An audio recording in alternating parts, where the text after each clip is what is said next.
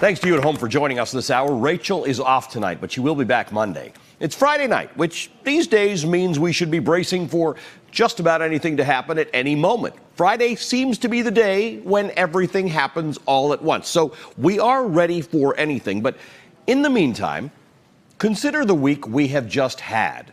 And consider the week the president has just had. We are used to the news cycle moving fast now, how quickly one narrative can be replaced by another. But it was just 1 week ago that Donald Trump was in the midst of probably the best news cycle of his candidacy. Now, in normal times, not being explicitly charged with a crime would be a pretty low bar to clear for a president in a given week. But these are not normal times, and the president and his supporters 1 week ago were reveling in his not being recommended for indictment. He was claiming total exoneration by the report from special counsel Robert Mueller. His complaints that it was all a witch hunt had been vindicated. In fact, his allies said that now the tables were going to turn. All the people who had wronged him, well, now they were going to be at the receiving end of investigations. But the past week has maybe not gone how Trump planned. The cracks first started to show a week ago tonight when Attorney General William Barr sent a third letter to Congress about the report delivered to him by Mueller. Only the first letter he sent was actually required. The second letter, in which Barr offered his own gloss on Mueller's findings, was what the president used all week last week to claim vindication. In his third letter, Barr told Congress that whenever he managed to get the Mueller report to them, they would not see the whole report, that a lot of material in 4 broad categories would be redacted. And oh, by the way, Bill Barr also did not like the way his previous second letter had been characterized. Please do not call it a summary of the Mueller report, he said. That apparently was bothering him. At which point it started to seem like maybe Bill Barr was kind of making it up as he went along. He had issued 3 letters in a week about the Mueller report, but no more than a couple of sentence fragments from the report itself. Well, last night, we got the 4th installment of Bill Barr Wants You to Know a Thing About the Mueller Report. This last one came after Mueller's team, federal prosecutors, and FBI agents who had worked in relative radio silence for 22 months suddenly started to make some noise, triggering an avalanche of reporting about how Mueller's team is frustrated by the way Bill Barr characterized Mueller's findings, that it is actually a lot worse for the president than Barr let on, and that they had specifically crafted their final report, quote, so that the front matter from each section could have been released immediately or very quickly with minimum redactions. The work would have spoken for itself. In the wake of those reports, the Justice Department last night said, no, none of the Mueller report could be released because of a pro forma stamp on the top of each page. A legal disclaimer, you see it here, noting that it may contain confidential grand jury material, and therefore the Justice Department argues it could not be publicly released. Every single page has this stamp on it. Cannot release any of it. All of this comes as the House Judiciary Committee this week has authorized a subpoena for the Mueller report.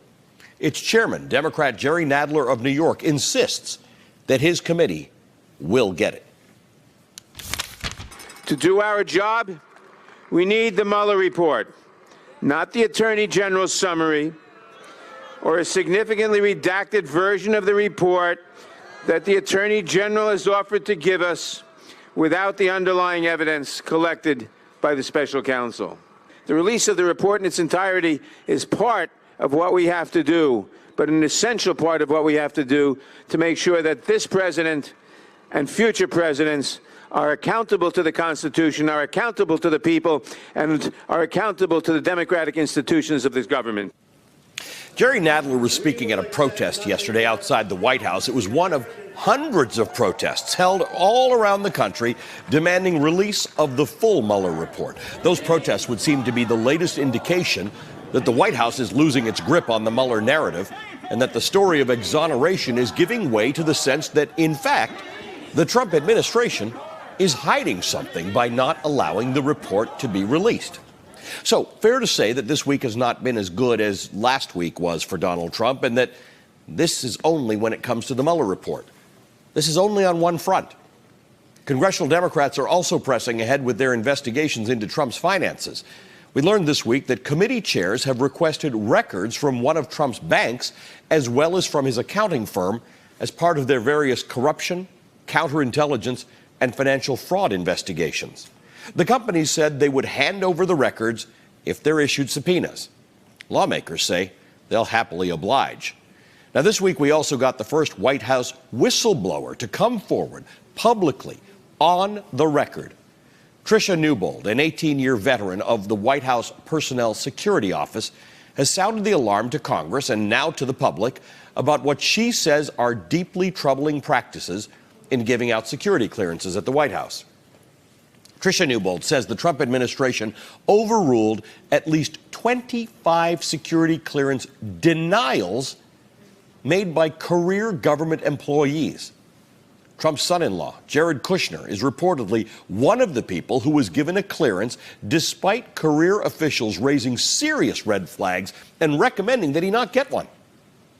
Oversight Committee Chairman Elijah Cummings has now subpoenaed one former senior official in the White House Security Office, and he says more subpoenas are coming. Meanwhile, dozens of other whistleblowers from across the government are reportedly also working with House Democrats on a range of issues, so Tricia Newbold is likely just the tip of the iceberg. Also this week, Congress delivered not just a foreign policy rebuke to Donald Trump, but an historic one. Yesterday, the House joined with the Senate, with bipartisan majorities in both chambers, in passing a resolution to end U.S. support for the Saudi war in Yemen, which is the first time Congress has ever successfully invoked the 1973 War Powers Resolution. Who says Trump can't bring Congress together? Also this week, the president folded on his renewed push for a Republican plan to replace Obamacare. Right in the middle of his victory lap over the invisible but exonerating Mueller report last week, Trump announced that Republicans would come up with a new, amazing health care plan for the country. This week he said that meant they would do that after the 2020 election. He never meant they would do it right now. And then yesterday, after days and days of insisting he would close the border with Mexico, economic consequences be damned, unless Mexico did something or unless Congress did something, it was never quite clear what he meant. Yesterday, Trump completely caved on his threat and settled for a vague warning to Mexico and pretending that Mexico has changed its policies this week to meet his demands, even though Mexico says it did no such thing. Speaking of pretending, Trump was at the border wall today, admiring his wall. But meanwhile, he was hit with 2 new lawsuits from the House of Representatives and from 20 state attorneys general seeking to block his emergency declaration that would ostensibly fund that wall. We're going to have more on that in just a moment. But of all the things that have gone wrong for Trump this week, the thing that may be bothering him the most is the thing that brought us to the metaphor portion of the news, and not the subtle kind. Quote, "This is a hill, and people would be willing to die on it." A member of the Trump administration telling CNN today that if Congress wants the president's tax returns, they had better be willing to climb a very steep, very symbolic hill leading all the way to the Supreme Court. The next big fight in Washington kicked off this week when Democrat Richard Neal, the chairman of the House Ways and Means Committee, sent this letter to the IRS, politely asking to see 6 years of tax returns from the president and his business. He cites an arcane piece of tax law that allows him to see any American's tax returns as long as it's for a legitimate legislative reason. Now, in this case, Congressman Neal says this has nothing to do with partisan politics. He says he needs the president's tax returns to check in on how the IRS, quote, audits and oversees the federal tax laws against a sitting president. Now, right away, the president was adamant that he would not release his tax returns without a fight. He says the law is 100% on his side, that the IRS has no reason to give in to the Democrats' request and turn over his returns. And today, the president escalated that fight over this by hiring a lawyer. a lawyer who sent this letter to the IRS, calling into question the legal ground that Democrats are standing on. Quote, I write to explain why Chairman Neal cannot legally request and the IRS cannot legally divulge the president's tax returns. Requests for tax returns and return information must have a legitimate legislative purpose. Chairman Neal's requests flout these fundamental constitutional constraints. Ways and Means has no legitimate committee purpose for requesting the president's tax returns or return information. Chairman Neal wants the president's tax returns and return information because his party recently gained control of the House. The president is their political opponent, and they want to use the information to damage him politically. So the initial legal battle lines appear to have been drawn today, and the president says his side is ready to fight all the way to the Supreme Court. What's the view from the congressional side? Well, joining me now is Congressman Dan Kildee. He's a Democratic member of the House and Ways and Means Committee, which has asked the IRS for the president's tax returns. Congressman Kildee, good to see you. Thank you for joining us tonight. Thanks for having me on. The president's lawyers, Congressman, have told the Treasury Department that your committee's requests for his taxes, for Donald Trump's taxes, has no chance of standing up in court because it's politically motivated. What's your response? Motivated. And, Chairman Neal, who I think has done an extraordinarily good job of handling this, faced a lot of criticism because people said he wasn't moving fast enough. Look, there's a legitimate public policy question that the Ways and Means Committee is attempting to address, and it's not up to the president or some lawyer that he hires to determine for the Congress when it has a legitimate public policy question that it's attempting to address. That's up to us. We have a separation of powers in this country. The Constitution makes it clear that we have the authority to exercise our responsibilities. And Section 6103 of the tax code makes it crystal clear that the chairman of the committee can order a tax return to be delivered to him in order to inform the committee when it's deliberating on a public policy question. There's a big question as to whether or not the IRS is legitimately exercising its responsibility to audit the president and enforce tax law on him. He says he's under audit. We've asked for, the chairman has asked for 6 years of returns for the president and 8 separate entities. I don't believe it's possible that every one of those returns is still under audit. And even if it is, there's nothing in the law that says the fact that the returns might be under audit somehow exempts them from this 98-year-old law that gives the chairman of the committee the ability to access any taxpayer. So, Congressman, return. to be clear, not just some taxpayers, any taxpayer return. But to be clear, your public policy objective, because that's what you'd have to prove in court, your committee would have to prove in court, is that the IRS may not be doing what it should be as it relates to auditing or managing the president's taxes. We have very serious questions as to whether or not the IRS is properly enforcing the tax law. And of course, those questions are made a little more relevant when we see the president's lawyer writing to the commissioner of the IRS, essentially threatening them or ordering them to take certain actions relative to this request. Who's in charge here? So the IRS commissioner, Charles Rettig, had written a piece in Forbes before the election basically arguing the case for Donald Trump not to disclose his taxes. What's your thought on that?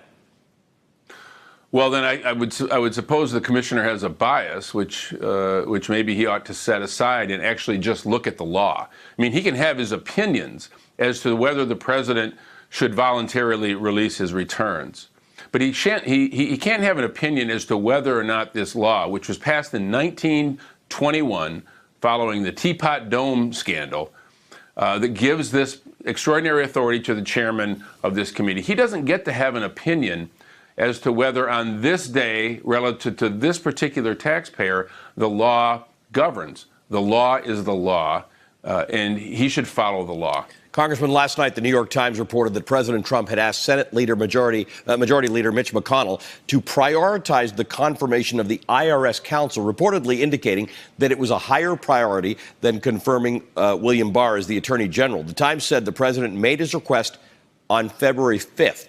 That was well after your committee had made it public that it would be seeking the president's tax returns in the new Congress. Do those two things have a connection to you? Well, it's certainly curious. I mean, the president seems quite willing to use his authority to defend himself personally whenever he wants to. And again, this just elevates our concern about this question. We are considering legislative proposals that could change the way the IRS deals with presidential tax returns, largely because this president is the most opaque president in recent history. I mean, he broke with nearly 50 years of tradition by first promising and now absolutely refusing to release his tax information. And let's be clear, there's also a legitimate question here, a legitimate public value in knowing whether or not the president's personal financial interests, which he claims and we know to be quite vast, which he still has control over, whether those interests somehow influence the public decision-making that he's engaged in. There's a legitimate question here, and we need to know whether or not in that context, in that already really interesting and difficult context, whether or not the president or the IRS itself is somehow engaging in a way that does not fully enforce the tax law on the president of the United States. He says he's under audit. We don't know that he's under audit. The law doesn't require an audit. There's been a practice of the IRS to audit presidents who are holding office, but there's no law requiring it. So we have an absolute right to be informed as we make these very difficult decisions. The idea that the president is somehow uncomfortable now because he's trying to keep something from the chairman of the committee. Now, these returns wouldn't be made public. This would be for the chairman of the committee in order to evaluate the policy questions that we're trying to address. That's a legitimate public purpose. Congressman, good to talk to you. Thank you for joining me tonight.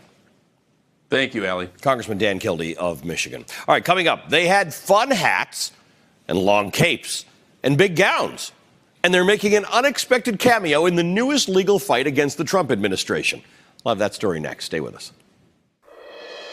Hey there, I'm Chris Hayes from MSNBC. Thanks for watching MSNBC on YouTube. If you want to keep up to date with the videos we're putting out, you can click subscribe just below me or click over on this list to see lots of other great videos.